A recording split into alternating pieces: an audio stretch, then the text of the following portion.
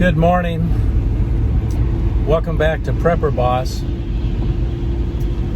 I'm just leaving town where I ran a few final errands before this killer blizzard / storm is going to come in.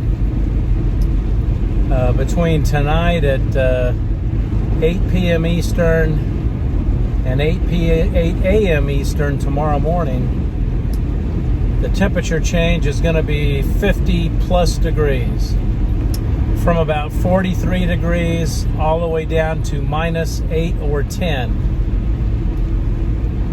What this means is that all the rain that's falling now will turn to ice. The roads, the sidewalks outside of your house, the patios, anywhere where there's rainwater is going to be frozen in a thin layer of ice. It'll be very treacherous.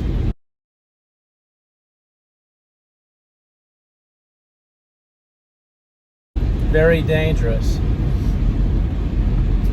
So what we've been planning on this week is having an alternative heat source, which is our wood stove with plenty of firewood, plenty of cast iron skillets and Dutch ovens in case we need to cook if the electricity went out.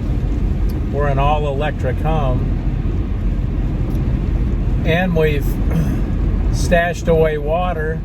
If electricity goes out, they won't be able to pump water to the homes.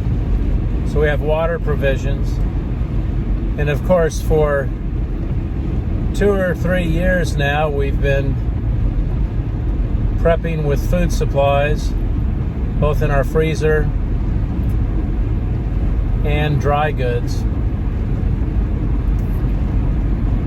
So the key things with this killer storm is, number one, stay warm. Number two, have plenty of food and water. Number three, have everything you need so you do not need to go out to a local store to get something. Fortunately, here in Kentucky, this will last for only 4 days, maybe 5. Keep those things in mind today so that you can be safe. Always be prepared, just in case.